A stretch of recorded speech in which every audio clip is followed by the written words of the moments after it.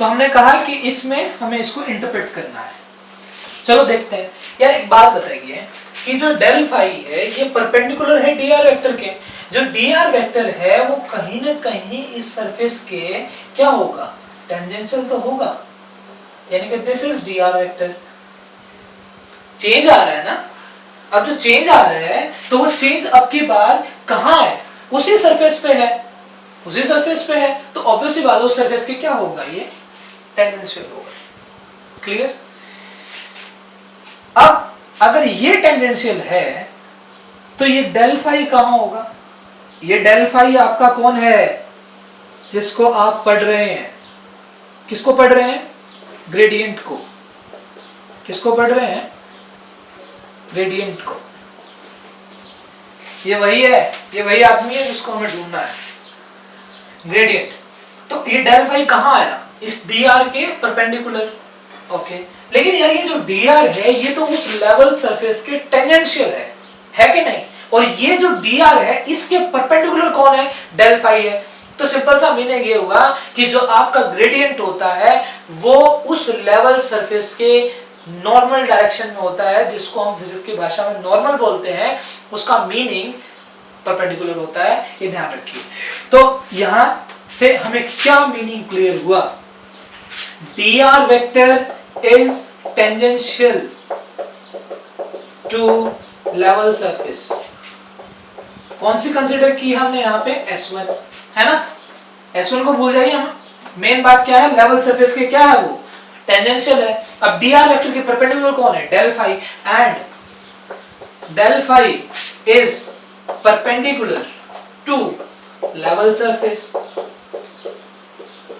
और we can say it is in normal direction, it is normal to level surface। Clear है। तो इतना meaning हमें clear हो गया।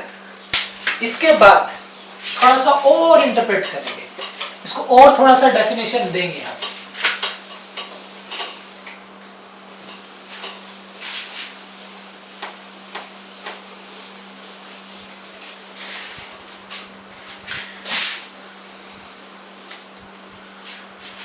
इतनी बात के बाद जो ग्रेडियंट हमने इतना जो डिस्कशन किया है, इसका कंक्लूजन अगर हम निकालें,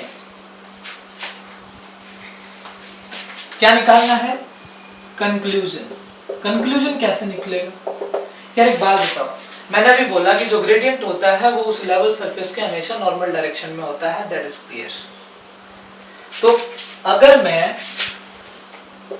यहां पे इसको जो डेल फाई आया था is always normal to the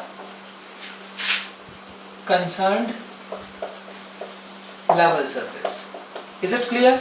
okay, इसको किस तरीके से लिख सकते हैं, जो मैंने डी फाई निकाला यानी कि चेंज निकाला था, याद करो, करली वाई करली एन, यहाँ ये वो लेवल सरफेस ले रहे हैं हम, और यहाँ पे जो कोऑर्डिनेट लिया हमने एन लिया है, और ये एन कौन है, ये नॉर्मल डायरेक्शन वाला है। क्या है ये, नॉर्मल डायरेक्शन वाला। तो करली वाई करली लेवल सरफेस की, वहां पे मैंने क्या लिया था, एक्स वाई और जेड, यहाँ मैंने क्या लिया है, एन। इसका मतलब उस लेवल सरफेस की नॉर्मल डायरेक्शन में, उसकी नॉर्मल डायरेक्शन में चेंज, और उस नॉर्मल डायरेक्शन में टोटल चेंज, सॉरी डीएन। क्या वही एक्सप्रेशन लिखना आया कि नहीं आया। तो अगर आपको मीनिंग क्लियर है तो आप कहीं भी एक्सप्रेशन लिख सकते हैं।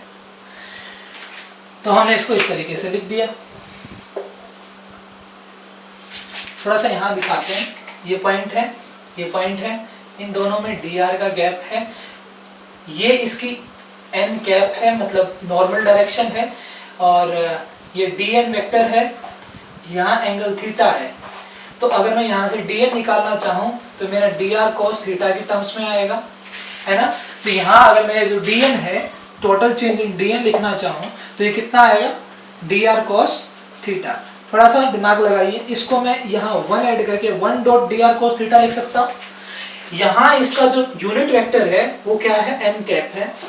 अगर मैं इस 1 को, यूनिट वेक्टर कौन होता है जिसका मैग्नीट्यूड 1 है, तो हम इसको कैसे लिख सकते हैं, n कैप लिख सकते हैं डॉट, यहाँ dr वेक्टर लिख सकते हैं, ये cos थीटा है ना। तो इसको जो dn वेक्टर है आप सीधा सीधा क्या लिख सकते हैं, n cap dot dr vector लिख सकते हैं कि नहीं लिख सकते, तो n cap dot dr vector. अब ये जो d फाई है यहाँ पुट करो इसमें। अब d फाई में इन चीजों को यहाँ d फाई में पुट किया मैंने, तो करली बाय करली n फाई, ये कितना आया, n cap dot dr। n cap dot dr आने के बाद याद करो मैंने लास्ट एक्सप्रेशन कैसे निकाला था, d फाई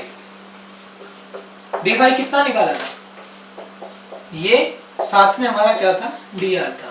तो यार अगर इन दोनों इक्वेशंस को मैं इक्वेट करूं तो इसमें क्या ये चीज इसके बराबर नहीं है तो यानी कि जो डेल फाई है वो क्या है, करली बाय करली n, दिस इज फाई और साथ में n कैप, है ना। अब थोड़ा सा ध्यान दीजिए, ये क्या है n cap, normal to the level surface, normal to level surface. अब नॉर्मल टू लेवल सरफेस है, ध्यान रखिए, यानी कि जो नॉर्मल टू लेवल सरफेस है यानी कि उसके परपेंडिकुलर है। ये जो एक्सप्रेशन है ये क्या दिखा रहा है, फाई में change with respect to this coordinate, and this n coordinate जो हमने यहाँ माना है वो कौन सा है, नॉर्मल वाला। कौन सा वाला, नॉर्मल वाला। यानी कि ये क्या है, फाई है, चेंज हो रहा है n के रिस्पेक्ट में, यानी कि मैं ये बोल सकता हूँ this is rate of change, rate of change of phi, है कि नहीं। ये फाई के अंदर आने वाले चेंज का रेट है, कितना स्पीडली वो चेंज हो रहा है। तो एक बात बताओ यार, दो लेवल सरफेस मैंने यहाँ ली, मैंने अभी आपके सामने बताया था कि दो लेवल सरफेसेस के बीच में मिनिमम से मिनिमम गैप कौन सा होता है, नॉर्मल वाला, यानी कि परपेंडिकुलर गैप वाला। दो लेवल सरफेस के बीच में जो गैप होता है यही तो मिनिमम होता है। तो अगर यहाँ से यहाँ जाएगा तो जो चेंज आएगा तो थोड़ा सा फास्टली आएगा, यानी कि जो ये रेट आ रहा है, rate of change of phi with respect to normal direction to level surface, level surface वो क्या है, मैक्सिमम है। कितना है, मैक्सिमम है। क्लियर है।